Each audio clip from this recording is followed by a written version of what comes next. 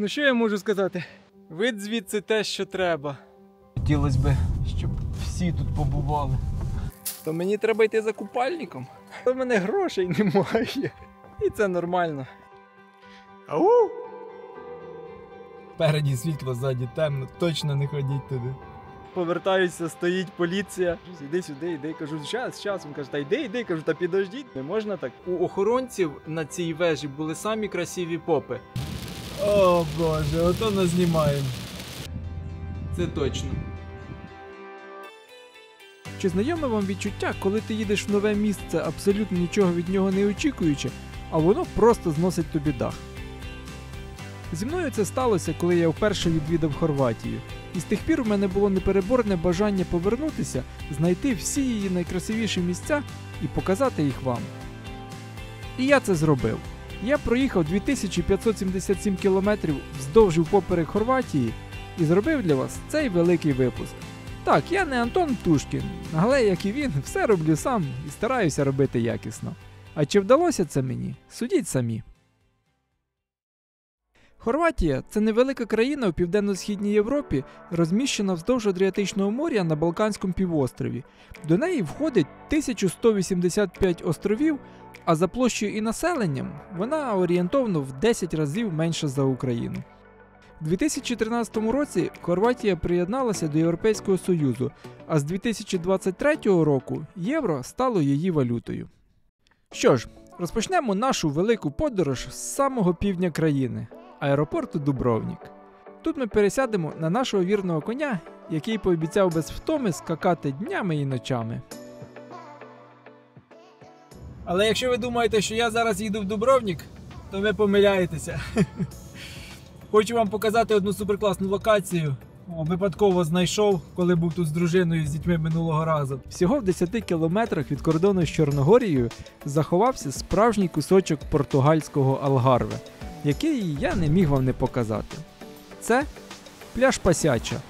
Найкрасивіший пляж Європи за версією European Best Destinations у 2019 році. Його унікальність в тому, що він маловідомий і захований у підніжжя 100-метрової скелі. Шлях до нього проходить вниз дуже красивою доріжкою з хвойними деревами і просто бомбезними видами.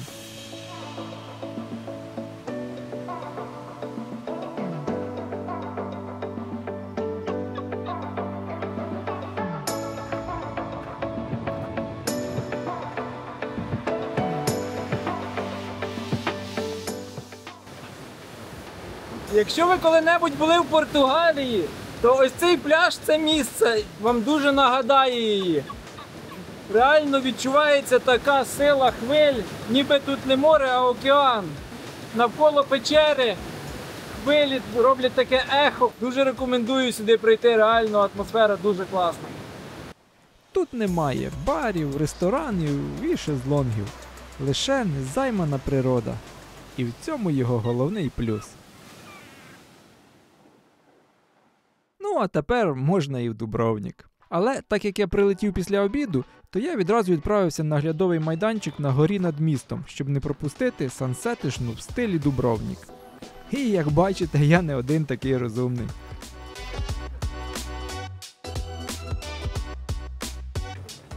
Тут зазвичай дуже людно, всі туристи сходяться сюди подивитися, пофотографуватися. Ось з тої сторони ресторан. Якщо захочете повечеряти з чудовим видом, вам туди. Сюди з міста ходить фунікулер, але так як квиток в обидві сторони коштує 27 євро, то більшість туристів сюди або приїздять на таксі, або йдуть пішки. Все заради ось таких епічних видів на море і, звісно, весь Дубровник.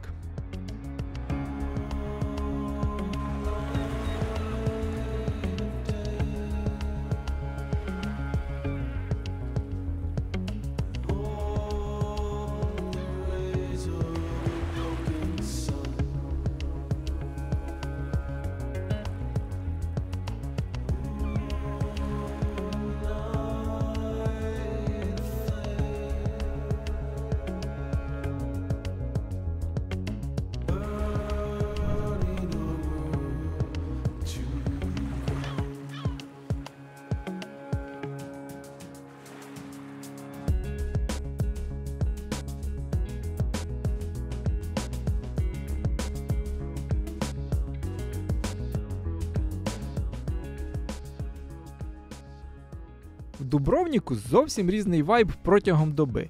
Як тут вранці і вдень, я покажу вам за декілька хвилин. А зараз ходімо глянемо, як він почуває себе вночі. А почуває він себе просто чудово. На вулицях уже не так людно, менше туристів і більше місцевих, які проводять час в стилі помалу. У них навіть вислів такий є. Точніше, це не просто вислів такий, це спосіб життя хорватчан. Вони люблять насолоджуватися кожною миттю свого життя і роблять це з успіхом.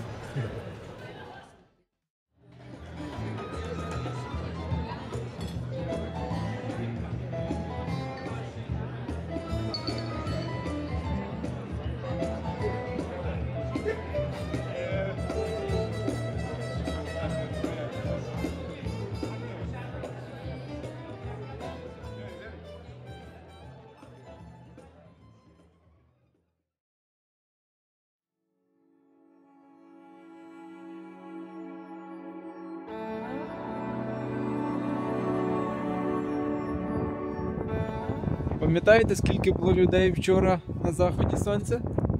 Тепер подивіться, скільки тут людей на сході. Ви такого явно не очікували. Взагалі, Дубровник – це один з найпопулярніших напрямків в Хорватії, особливо після виходу серіалу «Гра престолів». Протягом 5 століть він був незалежною республікою, що називалася Рагуза. А у її місцевих хлопців була настільки прокачана дипломатія, що вони сотнями років зберігали свою незалежність і уникали воєн, балансуючи між Венеціанською і Османськими імперіями. Всесвітньо відомим Дубровник став завдяки тому, що в ньому зняли дуже багато сцен для серіалу «Гра престолів».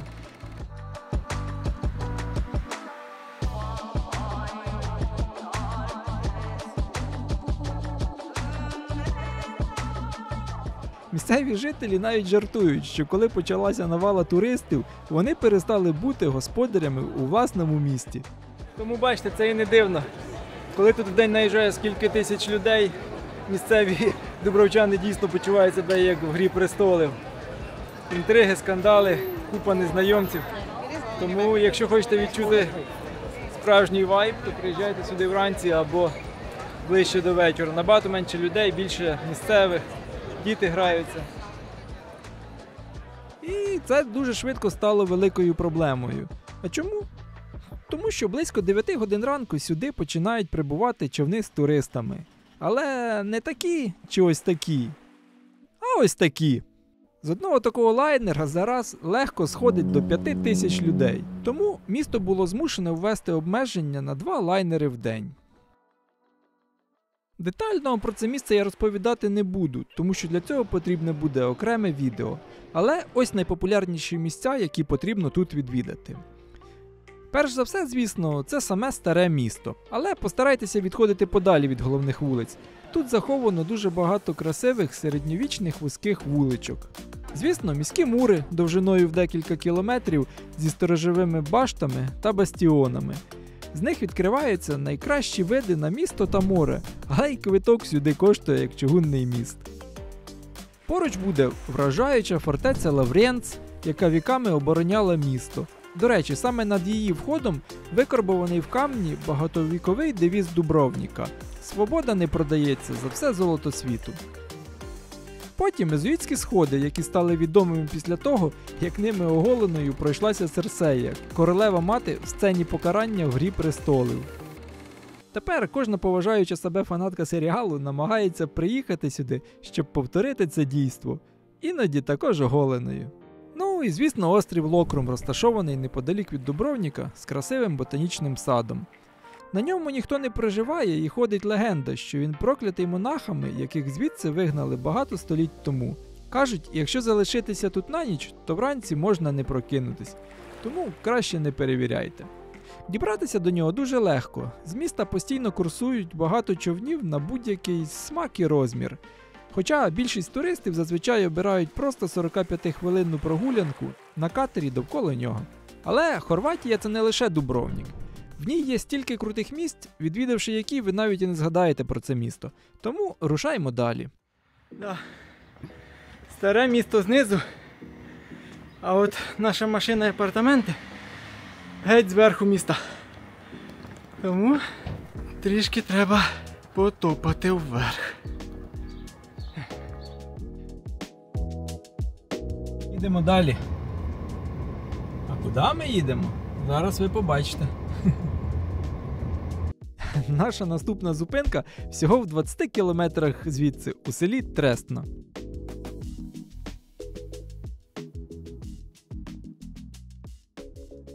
Це один з найстаріших і найвідоміших ботанічних садів у всій Європі, заснований у 15 столітті родиною Гучетичів. Вони подорожували по всьому світу і привозили з собою рідкісні рослини, щоб висадити їх у своєму маєтку. І цей сад настільки крутий, що став не лише улюбленим місцем дубровницької аристократії, а й був використаний для зйомок в тій же «Грі престолів». Багато сцен із серіалу, де персонажі розмовляють на фоні екзотичних садів, було знято саме тут. Найбільше мені тут сподобалися два місця. Перше з них – це ось ця тераса. Можу лише уявити, як оце щодня прокидатися і пити чайок з таким краєвидом. А коли сонце почне припікати, можна заховатися ось тут. Цей фонтан ніби захований подалі від очей серед зелені, побудований у ренесансному стилі та прикрашений скульптурами бога Нептуна та німф. А вода до цього фонтану потрапляла через цей акведук, який переганяв воду з дальніх джерел. Чудеса інженерії в ті часи. Тут дуже тихо, лише пташки співають і водичка дзюрчить. Ідеальне місце для відпочинку.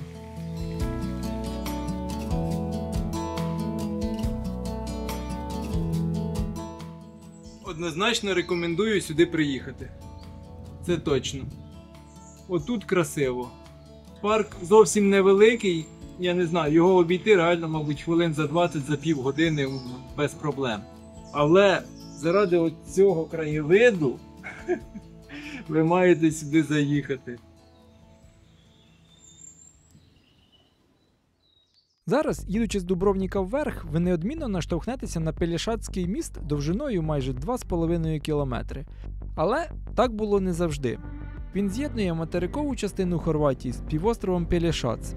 До свого відкриття в липні 2022 року, щоб відвідати південні регіони, включаючи Дубровнік, ви мали б перетинати кордон з Боснією і Герцеговиною, а в сезон це означало великі пробки і затримки.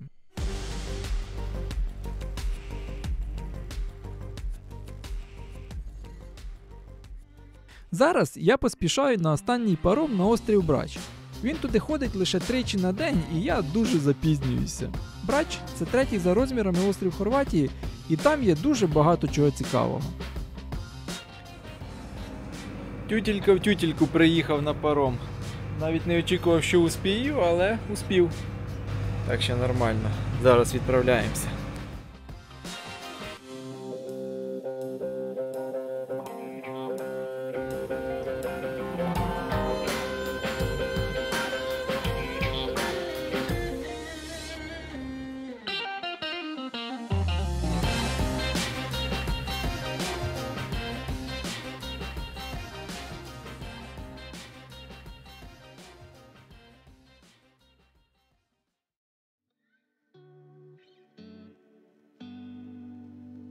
Це найвища гора з усіх хорватських островів – гора Видова.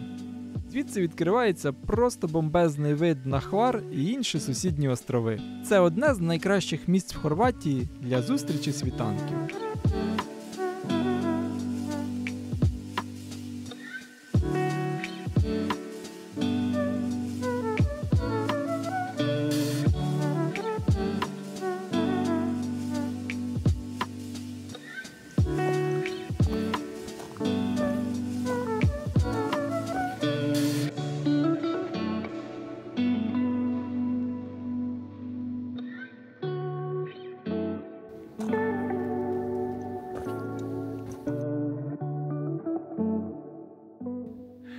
Ну що я вам скажу? Вид звідси те, що треба. А особливо, якщо приїжджаєш на світанку, то взагалі бомба. Людей немає, як ви бачили. Однісінький. Люди воліють спати вранці. І це нормально, я б теж спав, якби не така краса навколо. Хоча місцевим, мабуть, вже звично. Але це ще не все. Звідси видно самий відомий пляж Хорватії. Це природній символ острова Брач – Золотий Ріг, або хорватською Златній Рат, і там на мене чекає великий сюрприз. Він відомий своєю унікальною формою вузького мису, що виступає на 500 метрів в море, утворюючи вузький півострів. Що цікаво, його форма та напрямок постійно змінюються під впливом вітру, течії і хвиль, і здається, що він живе своїм життям. Златній Рат – одне з найчастіших місць для купання, дайвінгу та снорклінгу в Хорватії. Гладка біла галька, неймовірно чиста та прозора вода, а навколо сосновий ліс. Просто ідеальне поєднання. Тому давайте спустимося з гори і перевіримо, чи дійсно він такий, як про нього всі кажуть. На території є все, що вам в теорії може бути потрібним. Від кафе, ресторанів та барів до численних прокатних пунктів спортивного спорядження, шезлонгів та зонтиків.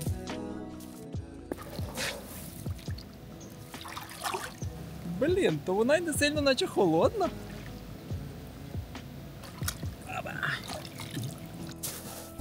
Риба сама в руки йде. Ой.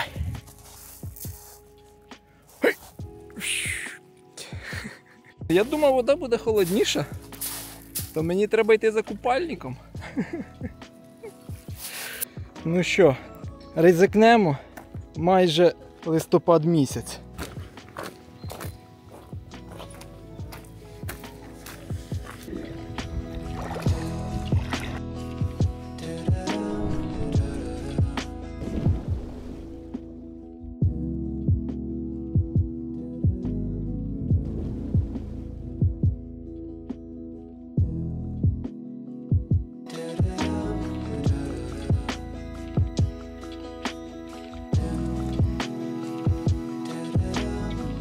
Як я не хочу звідси йти, ви б тільки знали.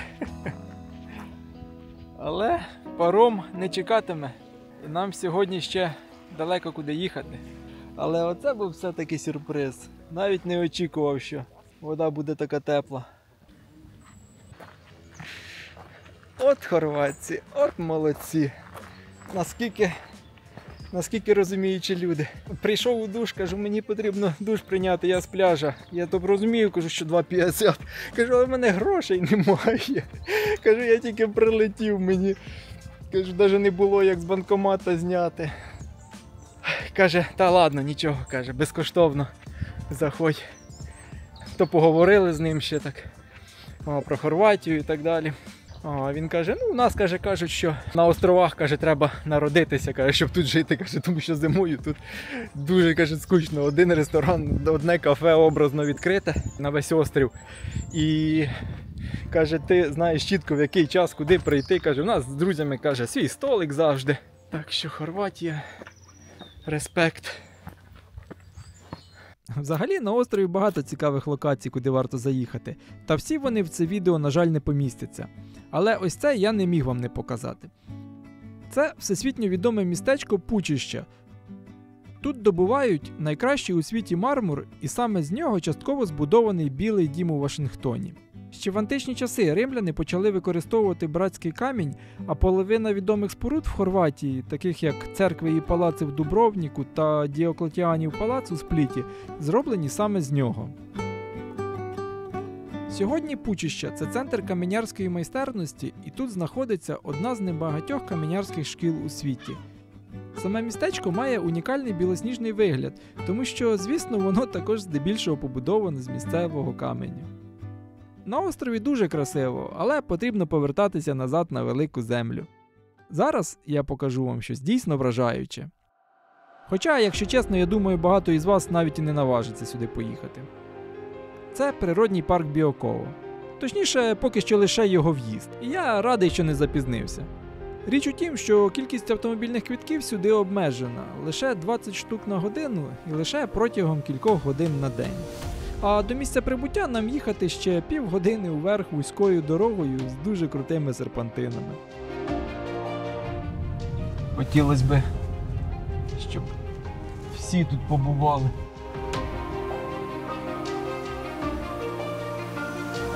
Якщо зверху хоч наполовину так класно, як по дорозі наверх, то я вже не засмучений.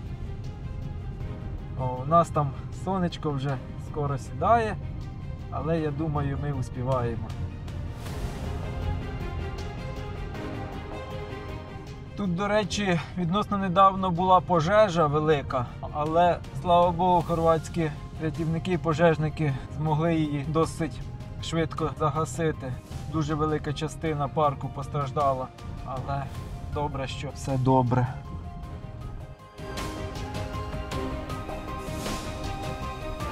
Може здатися, що тут уже осінь, але насправді це все через пожежу.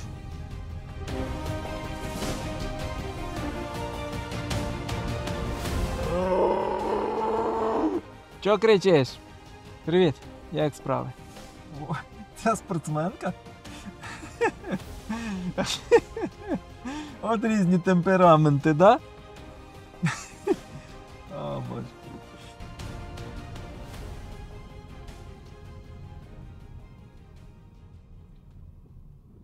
Вітайте! Це одна з найвищих оглядових точок Хорватії – Бiokovo Skywalk. Ця платформа закріплена на скелі на висоті 1228 метрів.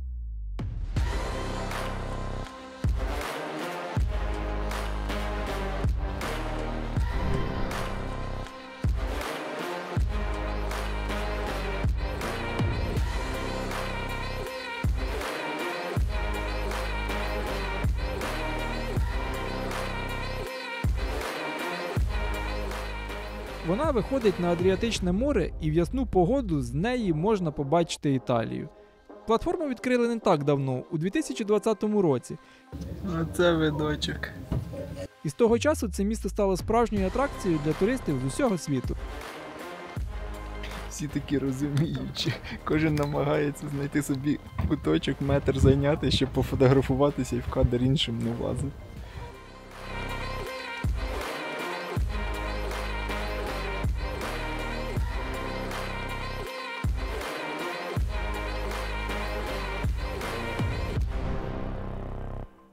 Який хороший день! Світанок на горі Видовій, а захід на Biokovo Skywalk.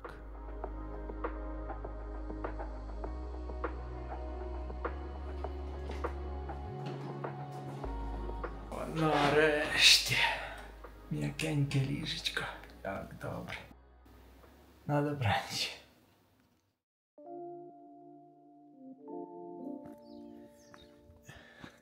Це вже перетворюється на хорошу традицію. Знову, сонце лише встає, а я вже дерусь на якусь гору.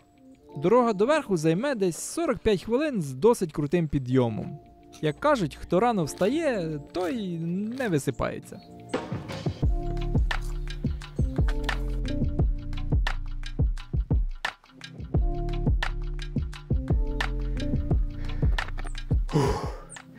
Ще 15 хвилин пережити. Доріжка стала не вертикальна, а горизонтальна. Треба було шорти одягати. Вранці було свіженько, але дуже швидко при такому підйомі стало гаряченько.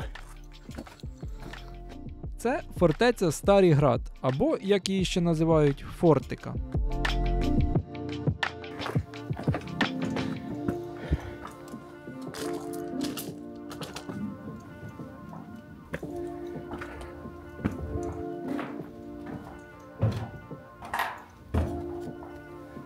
Фортика знаходиться над містом Оміш, і звідси відкривається просто щелеповідвисальна панорама на все місто, узбережжя, річку Цетина та гори.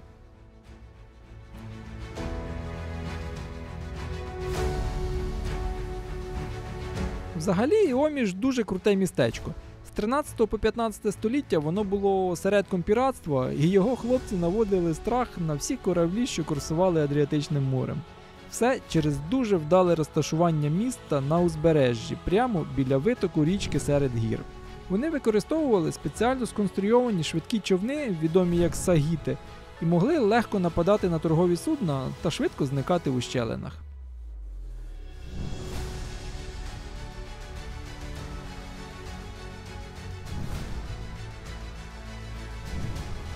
Фортеця не дуже велика за розміром, але в ній є всі необхідні елементи оборонної споруди. А розташування на крутому схилі робило її майже непроступною. І після підйому сюди я в це охоче вірю. Ця вежа з давніх пір використовувалася для спостерігання за бухтою, і щоб не дати зненацька напасти на місто ворогам. А ще ходять легенди, що у охоронців на цій вежі були самі красиві попи. Тому що піднятися на цю скелю кожного дня – це ще той челендж.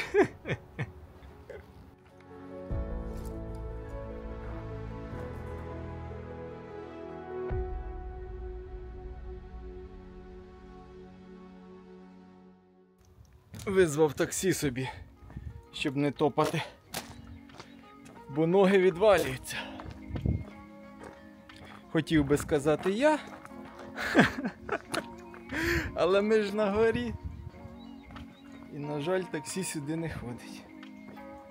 Але вниз не вверх, правда?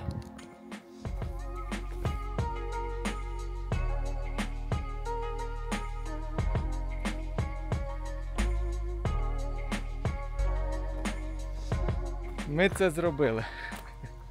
Саме ж місто Оміш також дуже автентичне. Тут є все, що має бути в середньовічному місті. Вузькі вулички, кам'яні будинки, старовинна церква з дзвіницею, середньовічні фортеці, ну і туристи.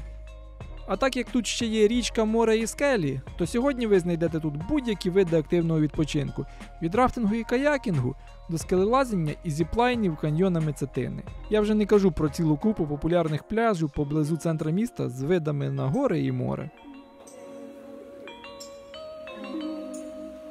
А ще на місто можна подивитися і з іншого боку. Вздовж дороги є оглядовий майданчик, який можна дуже легко проїхати, якщо про нього не знати. Тут встановлена статуя Мії, яка наглядає за цим містом. Згідно з легендою, у 1530 році вона проникнула у табір османського лідера Ахмед Паші і підірвала всі його порохові запаси, знищивши табір і при цьому загинувши сама. З тих пір вона вважається захисницею міста Оміш і стоїть на цій вершині, оберігаючи його.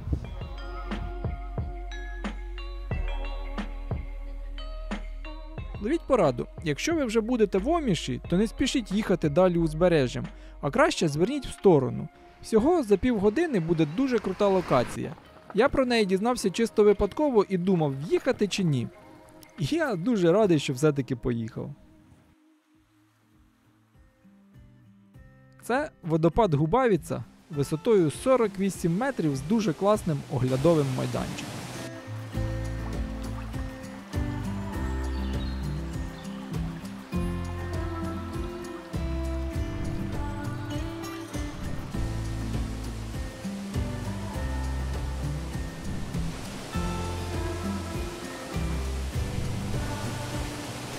А якщо ви матимете більше часу, то сюди можна навіть спуститися і поплавати у його підніжжя. Щойно знімав відео з дрона, майже закінчив, уже лечу назад, повертаюся, стоїть поліція. Один чувак вийшов, один сидить. Ну, на хорватському, типу, мов, іди сюди, іди. Кажу, щас. Він каже, та йди. Кажу, та підождіть, дрона верну, не можна так. Переліз, а я був трішки отамо. На камінцях, щоб мені було пряма видимість дроном, щоб все було нормально. Ну, я переліз через забор. Думав, буде зараз запитувати щось за дрона, хоча в мене якби, все є, ліцензії, там, сертифікати і так далі. Вони взяли та й поїхали. Тобто просто хвилювалися, щоб я, мабуть, не полетів туди вниз. От вам і Хорватія. Дуже атмосферне місце, однозначний рекомендаціон. Рухаємося далі.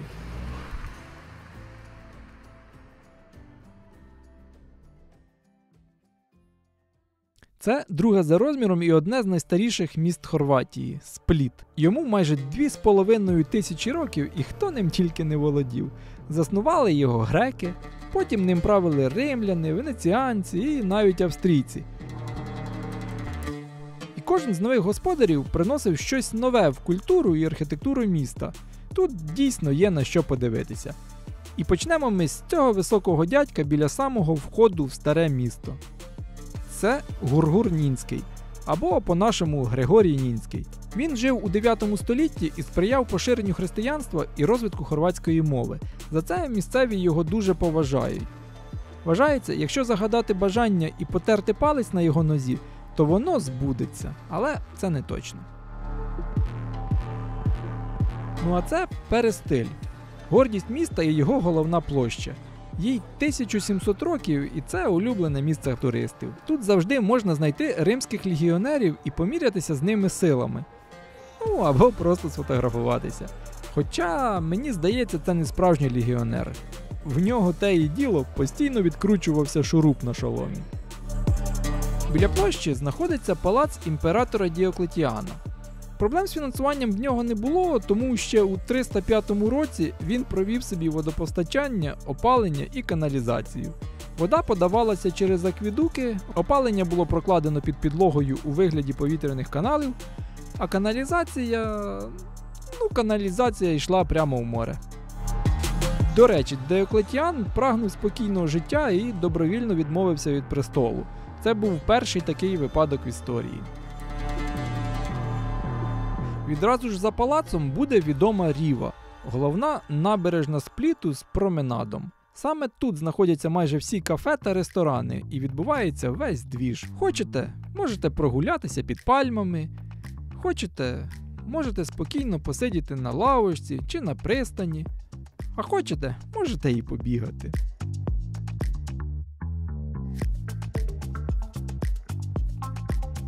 Скільки катаюся, я ще ні в одному місці Хорватії не бачив, щоб люди їли стільки морозива. Тут, напевно, на кожному метрі їх його продають. Жарко то однаково в Хорватії кругом, але чомусь в Спліті кожен другий з морозивом. Але більше всього в Спліті мені подобається його інша частина. Вона знаходиться над містом. Це парк Мар'ян. Тут є оглядові майданчики на все старе місто і кафе з дуже класним видом. Просто ідеальне місце, щоб зустріти захід сонця, а потім спуститися назад до міста, щоб повечеряти та випити декілька келихів вина.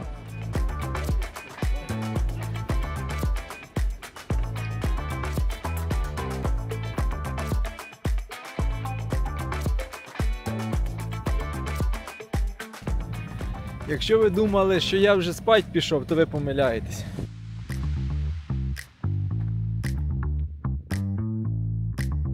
Це Леді Лоретта – статуя, яка символізує Діву Марію з маленьким Ісусом. Я думаю, ви помітили, її сучасний стиль виконання дуже контрастує з традиційною релігійною іконографією. Вона стала популярним місцем серед паломників та туристів, і звідси відкривається чудовий панорамний вид на сусіднє містечко, де я сьогодні і заночую.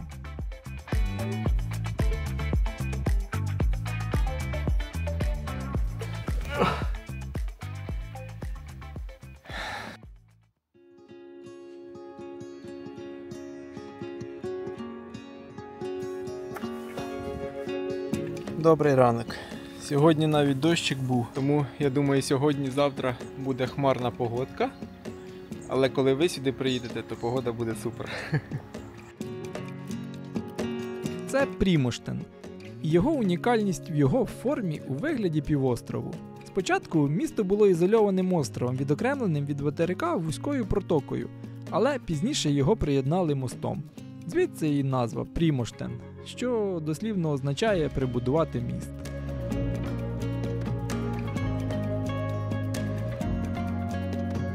Це церква Святого Георгія, побудована ще в 15 столітті, і вона знаходиться на найвищій точці міста, і з неї відкриваються дуже класні панорамні види на море і статую. Прімоштен відомий на весь світ своїми виноградниками, що ростуть на його кам'янистих терасах вздовж схилів над морем. Їх зображення навіть прикрашає одну із штаб-квартир ООН в Нью-Йорку, і вони внесені до культурної спадщини ЮНЕСКО. Недалеко від Прімоштена знаходиться ще одне культове місце. Це фортеця Святого Миколая біля Шибенника. Вона побудована в 1540-х роках в ренесансному стилі в унікальній трикутній формі. Її основною метою, звісно, був захист міста від морських нападів, зокрема від османських флотів, що були великою загрозою в той період. Зазвичай потрапити на неї можна з острову Школіч.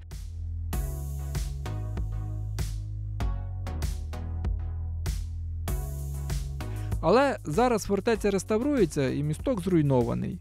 Потрапити туди можна лише на човні з міста. Ну, або в брід якось ця родина. Сам острів, хоч і невеликий, але має гарні пляжі і досить тихий. А взагалі, сьогодні у мене у планах відвідати мій улюблений національний парк Хорватії, тому погнали далі. Надіюсь, погода не підведе.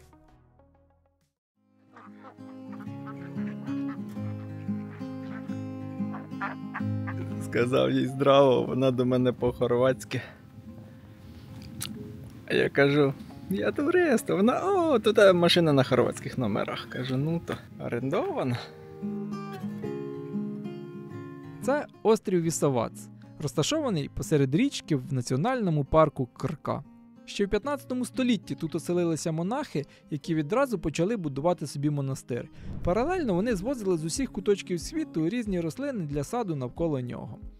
Зараз в самому монастирі знаходиться музей і бібліотека, але найцікавішим це місце роблять його легенди. Одна з них розповідає, що коли османські війська висадилися на берег, монахи на острові Вісовац здалися до хитрості. Вони зустріли нападників великим столом, накритим усім найкращим, що вони мали. Ця гостинність настільки вразила османського лідера, що він вирішив не нападати на монастир і залишив його недоторканим. От так от. Мені тут дуже сподобалось, однозначно рекомендую сюди приїхати чи припливти. Але наше головне місце призначення на сьогодні не він, а супер-пупер мега крутий національний парк Хорватії Крка.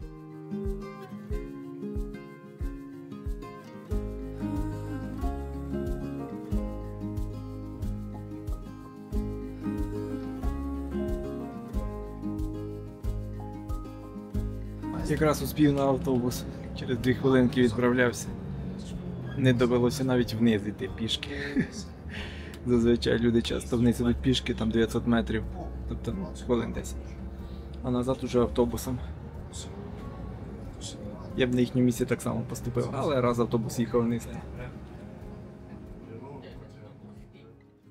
Крка – це другий за популярністю національний парк Хорватії після Плітвіцьких озер.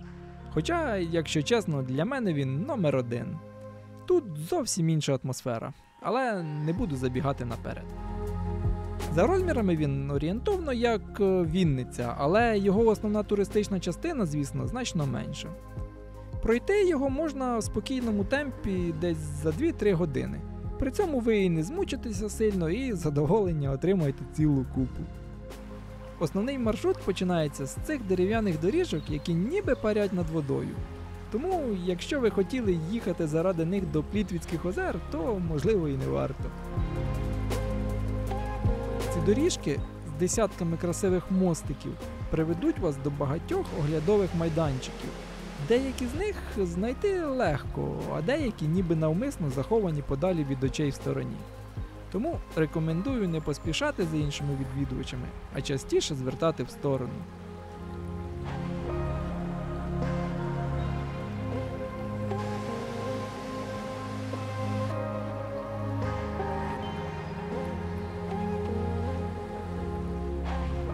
Загалом у парку є 7 головних водоспадів, але найвідоміший з них – Скрадінський бук. Він по праву вважається одним з найкрасивіших карстових водоспадів Європи. Його висота майже 46 метрів і складається він з численних каскадів, що спадають у прозорі блакитні басейни. Колись у його підніжжі навіть можна було купатися, але, на жаль, уже ні. На території парку є чимало кафе, сувенірних магазинів і навіть пристань, звідки при бажанні ви зможете попливти на човні до острову Вісовац, де ми щойно були.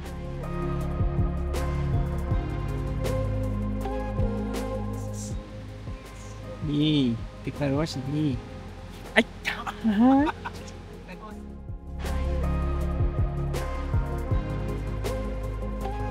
Також парк РК має тісний зв'язок з відомим винахідником Ніколою Теслою. Він працював над проектами, які використовували силу річок і водоспадів для генерації енергії. І саме парк РК з його водними ресурсами був дуже важливим місцем для його ідей. Зараз тут працює одна з перших гідроелектростанцій у світі. Її запустили після Ніагарської ще у 1895 році.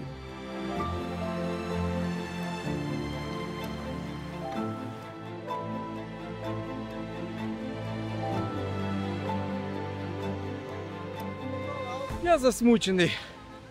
Якщо пам'ятаєте, коли ми були тут зимою, тут було, мабуть, з десяток, якщо не більше, котиків. Ми 2 рази сюди приїжджали з дітьми, з дружиною, годували їх, гралися. А цей раз лише одного зустрів. І той мене чуть не цапнув. Мабуть, надоїли йому. Вся ласка для одного тепер залишається.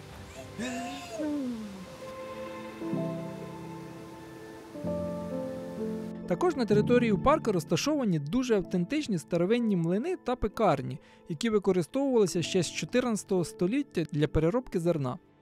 Тут ви зможете побачити традиційні техніки ковальства, млинарства та вишивання і в'язання. Тут і закінчується маршрут довкола мого улюбленого національного парку Хорватії. Я дуже хвилювався, що буде дощ і не зможу вам його показати. О боже, ото нас знімаємо.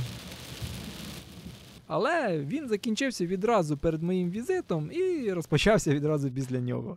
Сьогодні я заночую в своєму улюбленому місті Хорватії. Це Задар. Одне з найстаріших міст Хорватії, яке виникло більше 3000 років тому. В той час люди лише навчалися робити металеві вироби, тому можете уявити, скільки всього цікавого тут є.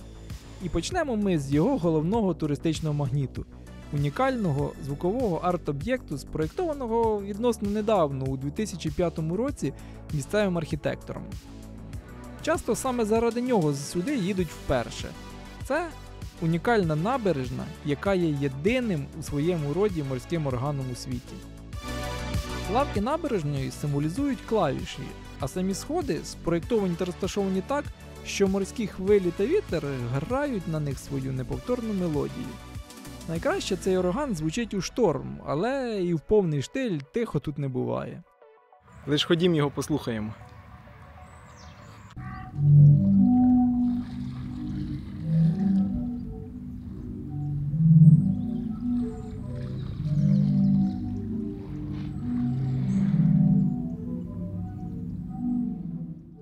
Відразу поруч з ним знаходиться інша крута інсталяція під назвою «Привіт Сонцю». Це конструкція діаметром близько 25 метрів, що складається з 300 сонячних панелей та акумуляторів під ними. Цілий день вони заряджаються від яскравого хорватського сонця, а потім, коли темніє, на площі запалюються різнокольорові вогні, утворюючи справжню інтерактивну світлову виставу під музику органу. Задар століттями був найбільшим містом-фортецею Венеціанської республіки, обороняючи своїх мешканців та всю Римську імперію від набігів турків. Тому старе місто огороджене потужним муром, так званими стінами Задару, зверху і знизу яких, до речі, можна спокійно прогулятися. В цих стінах до нашого часу збереглося 4 міських воріт. Головні з них – так звані земляні, побудовані ще у 1543 році. Зараз же через них цілий день бігають за перекусами в місцевій пекарні голодні студенти коледжу, що знаходяться прямо через дорогу. Поруч біля цих воріт буде Площа 5 колодязів. Колись в цьому місці майже все місто постачалося питною водою. Люди приходили, набирали воду. це Задарський собор Святої Анастасії. Найбільша церква у всій Далмації побудована 1500 років тому. Саме з її дзвіниці і відкривається найкращий вид на старий Задар. Взагалі, Задар – це те місто, де красиво як вдень, так і вночі. Чого тільки варті його привіт сонцю та його міст. Але самим унікальним і улюбленим моїм містом його робить не архітектура. Побувавши на цій набережній у 1964 році, Альфред Хічкок сказав: «У Задарі найкрасивіший захід сонця у світі, прекрасніший за той, якому щодня аплодують в Кі-Вест у Флориді». І я з ним на 100% згоден. Біля Задару, в півгодині їзди, знаходиться маленьке містечко Нін. А біля нього ось ця крихітна і непримітна церква Святого Миколая. Її довжина і ширина менше 6 метрів. І незважаючи на великі її розміри, ця церква використовувалась не лише для богослужінь, але й в оборонних цілях. Можете собі уявити? Оця малютка використовувалася для захисту. Значення ця церква для хорватської історії має просто величезне. В Ніні були короновані 7 хорватських королів, і кожен з них після коронації повинен був пройти сюди верхи на коні, щоб показати себе народу. І ще ходить така легенда, що король, який не зміг пройтися на коні під час своєї коронації до цієї церкви, втрачав Боже благословіння. Тому це надавало церкві ще більше сакрального значення. Також в 45 хвилинах від Задару знаходиться дуже крутий національний парк Пакленіце. Google запропонує вам декілька маршрутів, але я б порадив обрати безкоштовний. Зараз будемо з вами переїжджати Масленицький міст. Один з моїх улюблених, недалеко від Задару. Дуже класний. Ось тут ось є парковочка. Можете ставати. І зараз покажу вам, яка тут краса. Взагалі, види шикарні. З цього мосту можна і банджі попригати. І взагалі стати помилуватися. Такий вид на хребет Велебід, це просто щось. Тут зліва ось також є ще один оглядовий майданчик, якщо ви будете їхати зі сторони Пакленіцької.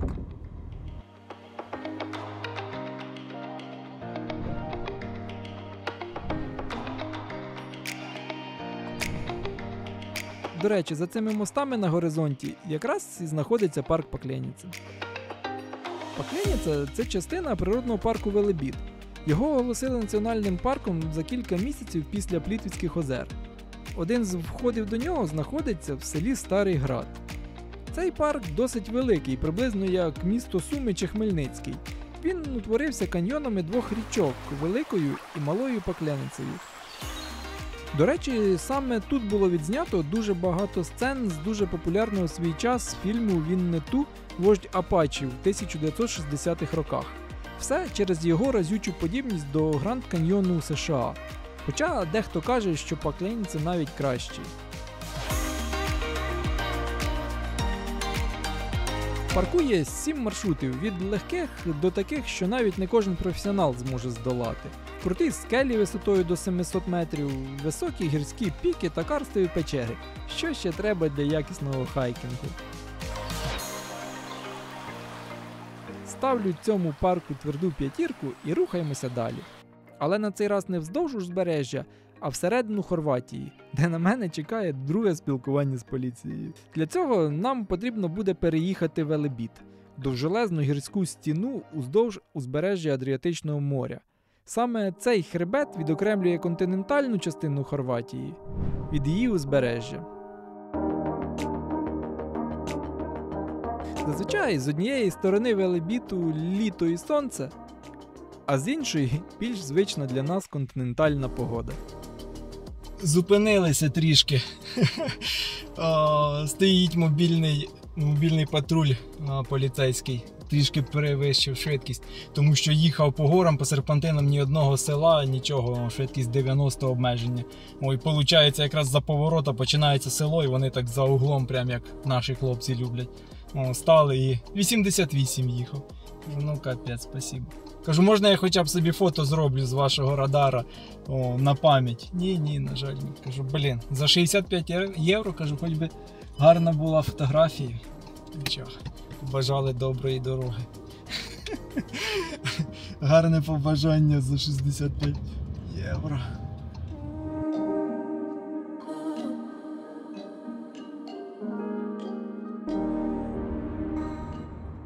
Щойно були на морі образно і сонечко. Зараз уже туман і осінь. От що значить Хорватія, Адріатика і континентальний клімат. Переїхали в Елебіт і все. Супер, супер, супер, супер.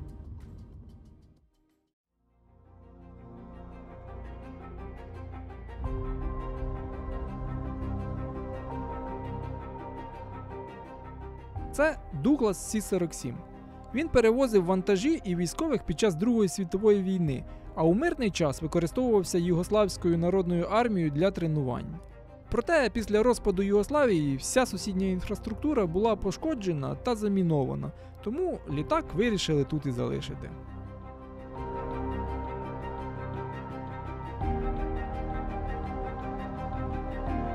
Колись, до речі, цей літак був повністю захований у деревах, як серед лісу, і про нього дуже мало хто знав. Але потім в інтернеті всі почали ділитися фотографіями в інстаграмі і так далі. І відповідно сюди почали дуже багато з'їжджатися туристів, люди. Заліпили все стікерами, звісно. Відповідно, місцеві побачили, що в цьому є якийсь туристичний зиск, і вирубали всі дерева, тут розчистили. І ще, до речі, всередині зараз там уже підлога з досок і сходинки є, а до цього був голий метал, і він був більш автентичний. Але місцеві вирішили зробити його більш, я так розумію, безпечним і більш доступним для туристів, тому поставили сходинки, поставили підлогу, лавки для всіх бажаючих. Хоча дехто і на крило вилазив, я не став цього робити, але думаю, воно б мене витримало. Скільки років простояло і ще простоїть. Але це ще не кінець. Ми зараз з вами їдемо в наступне таємне місце. Надіюсь, успіємо, тому що вже сонце заходить. Хоча там, де ми будемо зараз, сонце нам не особо потрібно. Вон там, в кущі заховалась поліція. Але це вони не на нас полюють, а на тих, хто незаконно кордон перетинає. Тому що ми на самому кордоні з Боснією і Герцеговиною. Google карти тут закінчуються.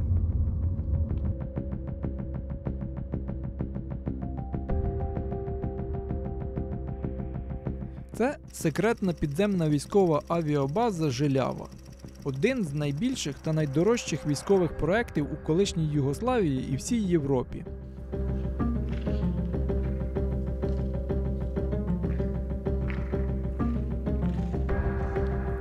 Ау! Базу почали будувати у 1948 році, а її будівництво тривало 20 років. За цей час на її створення було витрачено майже $6 мільярдів, що в 3 рази перевищувало загальний річний військовий бюджет Югославії. Вона навіть могла витримати прямий ядерний удар потужністю до 20 кілотонн.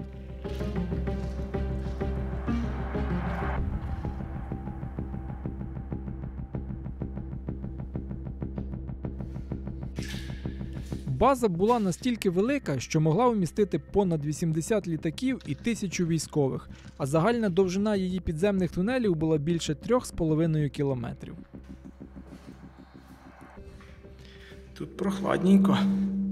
Неважливо, яка температура на вулиці, тут завжди конденсат і свіженько.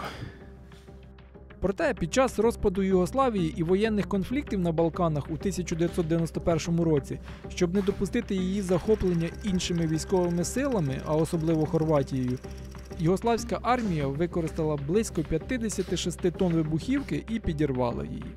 Вибух був настільки сильний, що з тунелів ще декілька місяців піднімався дим. Зовнішня оболонка бази витримала, але більшість внутрішнього устаткування, звісно, було знищено. Зараз вона покинута, але територію довкола неї розміновують і до сьогодні.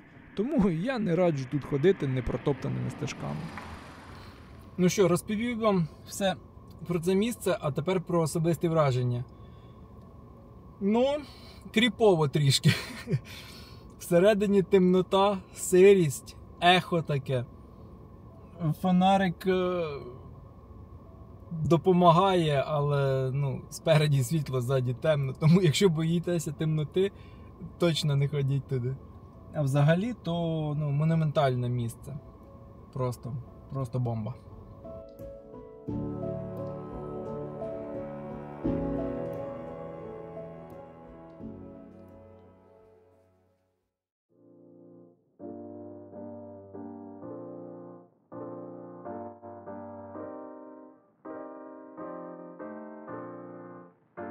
Ви вже здогадалися, куди ми приїхали? Це саме те місце, заради якого туристи найчастіше вперше приїздять в Хорватію. Принаймні, так було до Гри престолів з Дубровником. Це Плітвіцькі озера. Ой-ой-ой, мішку вкрали. А де ж бідний дівся? Оце тобі так. Парк має два входи біля нижніх і верхніх озер. Якщо не знаєте, які обрати, то однозначно вхід номер 1 на нижніх озерах. Тут все саме цікаве. Ми з вами приїхали якраз на його відкриття на світанку. Зараз уже сонечко зійде. Вода кольоровіша.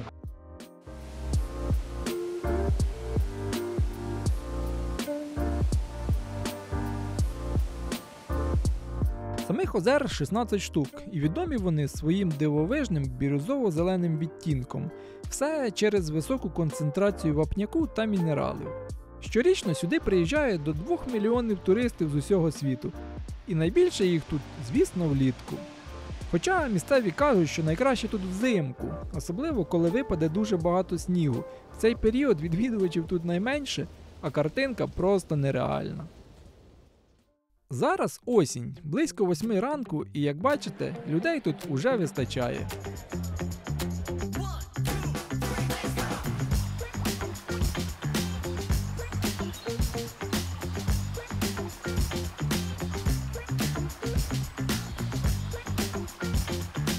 Парк також можна побачити із іншого ракурсу, якщо прогулятися на одному з катерів, які курсують по озерах.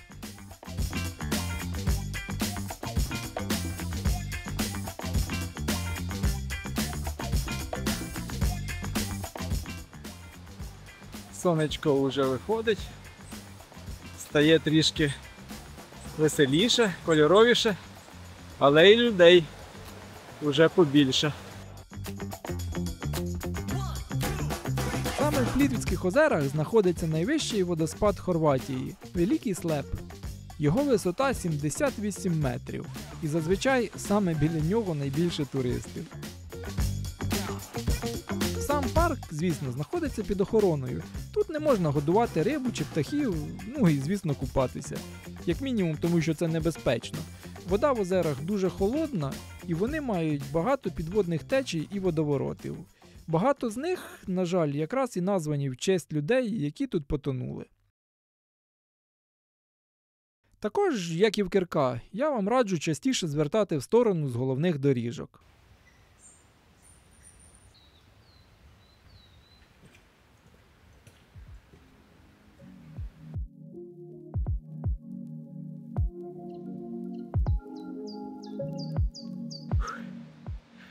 Ну що я можу сказати?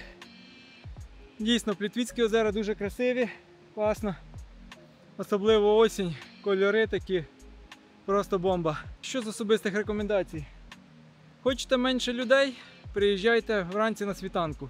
Ну, якщо це осінь, скажімо, то відкривається з 7 годин і людей менше. Але майте на увазі, сонце хоч і стає, наприклад, сьогодні в 7:30, але почало попадати на озера вже ближче до 9-ї там чимось. Тобто, якщо ви хочете зробити красиві, більш такі яскраві фотографії, там, відео, то приїжджайте трішки пізніше, але буде людей більше. Тому тут так, можете приїжджати на світанку, погуляти, а потім трішки затриматися і ще зробити декілька веселіших фото.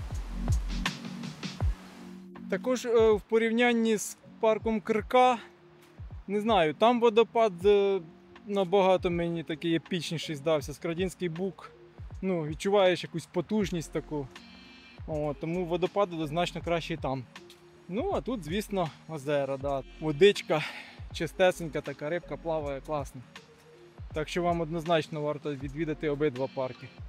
Цей заради озер, ну, він більший значно, а Кирка він менший, але якось там, не знаю, затишніше можливо. І доріжки також є, і водопад потужний є. Одне друге замінює. Осінь в Плітвійських озерах – це щось. Лише подивіться на всі ці листочки, які падають ніби сніг. Але яка б вона гарна не була, я більше люблю сонце і тепло. Тому пропоную перенестися з Землі на Марс. Це острів Пах. 5-й за розмірами і найбільш посушливий і скелястий острів в Хорватії з мінімальною рослинністю. Змішайте дуже малу кількість опадів, високі температури і сильні північні вітра Бора, що дують з материка, покриваючи всю рослинність сіллю, і на виході ви отримаєте пустельний марсіанський ландшафт. На цьому острові навіть проходить всесвітньо відомий біговий маршрут «Життя на Марсі». Сам острів з'єднаний з материковою частиною Хорватії ось цим 300-метровим мостом. Один місцевий згадує, що коли його будували в 1968 році, то був період, коли 45 днів поспіль дули сильні вітри Бора. І це просто зводило з розуму будівельників, які здебільшого були з внутрішньої Хорватії і не були звиклі до таких скажених вітрів. Поруч біля мосту знаходиться фортеця Пах. Її побудували венеціанці в 15 столітті на стратегічній висоті, щоб забезпечити контроль над міськими і навколишніми територіями. Але на цей острів ми приїхали не заради мосту і фортеці, а заради однієї з самих красивих доріг Хорватії. Це Зіглієн – головна артерія, що сполучає місцевий порт з усією цією незайманою красою. Цю дорогу навіть використовували для реклами одних з найкращих автомобілів у світі. Картинка тут просто сюрреалістична. І найкраще ця дорога, звісно, виглядає на заході сонця.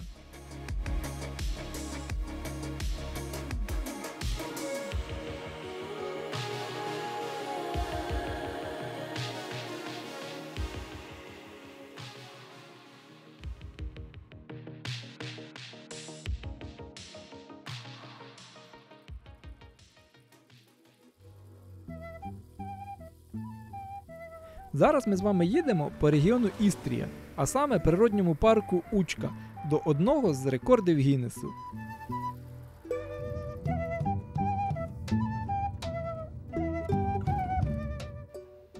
Маю для вас питання.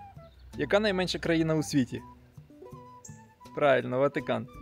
А місто? Це місто Хум у Хорватії.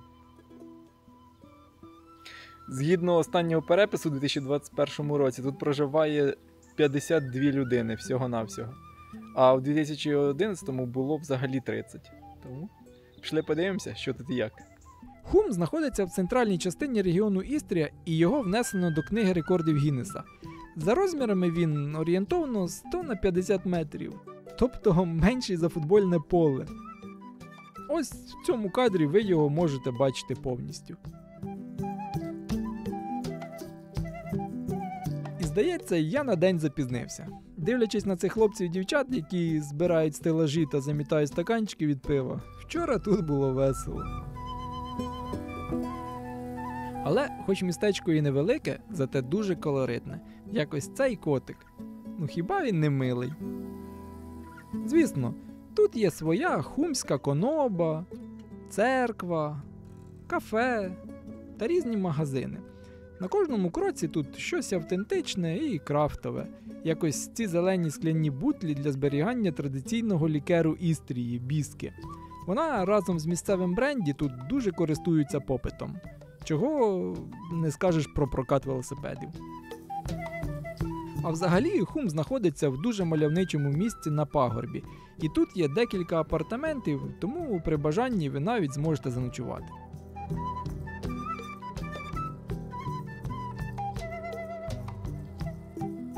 Ну от і все. Буквально 10-15 хвилин і обійшов. Наступна наша зупинка в Істрії – це Прімоштен на максималках, або, якщо бути точним, місто Ровінь. І відразу скажу, воно мені дуже зайшло.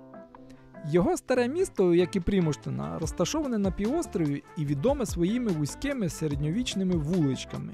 Тут кожен дворик ніби подорож назад у часі.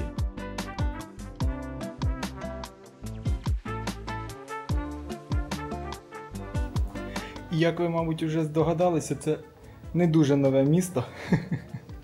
Йому більше 2000 років, засноване римлянами ще в 1 столітті нашої ери. І як Сплітом хто ним тільки не правив, і італійці, і венеціанці, і навіть австрійці. Ну, хіба що обійшлося без греків. В самій найвищій точці старого міста знаходиться його найвідоміше місце – церква Святої Евфемії. Тут всього за 4 євро ви зможете піднятися на її 60-метрову дзвіницю, хоча в дзвони, на жаль, дзвонити не можна.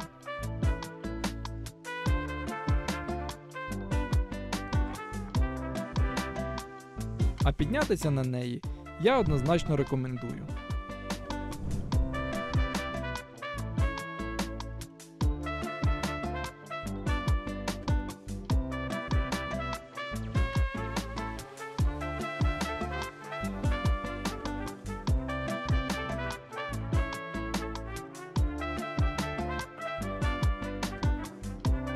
Здається, буде дощик. А взагалі в Ровіні дуже тяжко заблукати. Всі вулички наверх ведуть до собору, до церкви, а всі вулички вниз ведуть до центральної площі. І поки не почався дощ, поїхали до наступного міста. Впізнали? Так, це Рим. Та ні, жартую. Це Пула. І його візитівка – 6-та за розміром у світі римська арена, яка дуже добре збереглася до наших днів. Саме через її архітектуру і дизайн її найчастіше порівнюють з римським колізеєм.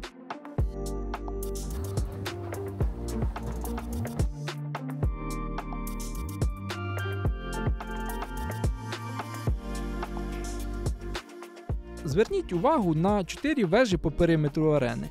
Колись у спекотні дні з них розпилювали воду, щоб охолодити глядачів. Сервіс. Це одне з найвідоміших і найпопулярніших місць у Пулі. Один з найкраще збережених римських амфітеатрів у світі. Вміщує, чи вміщував точніше, понад 20 тисяч глядачів, а зараз зазвичай використовується для проведення концертів і всяких театральних вистав. Але я не знаю, платити 10 євро за вхід, я думаю, така собі ідея. На один раз, звісно, можна прийти подивитися, але робити більше ніж 5 хвилин тут явно немає чого. Хіба що ви дійсно любите розглядати кожен камінчик. Трішки далі від неї знаходиться інша епічна споруда – цитадель Пули, фортеця Каштель. Вона побудована венеціанцями в стилі бастіонної фортифікації в період Ренесансу. Цей стиль характеризується зіркоподібною формою, високими стінами і кутовими бастіонами, які давали можливість оборонятися з усіх сторін.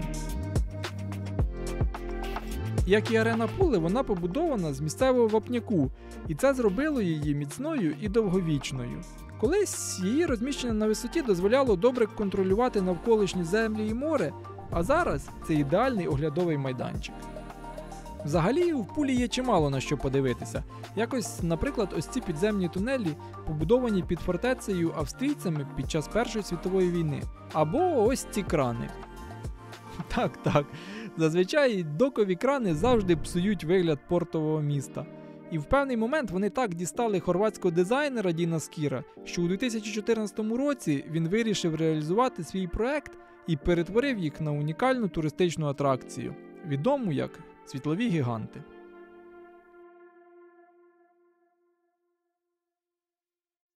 Я завжди хотів на світанку наодинці поплавати на каяку. Але сезон якраз закінчився і всі прокатні пункти пішли до весни на канікули. Та світ не без добрих людей, і я отримав свій каяк. І сьогодні в мене особливий ранок.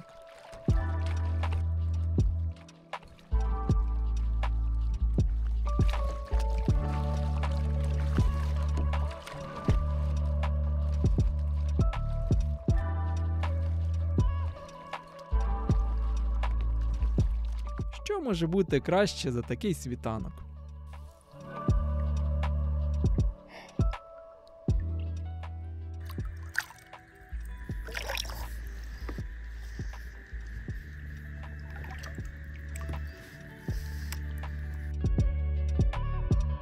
Яке гарне завершення подорожі Хорватією.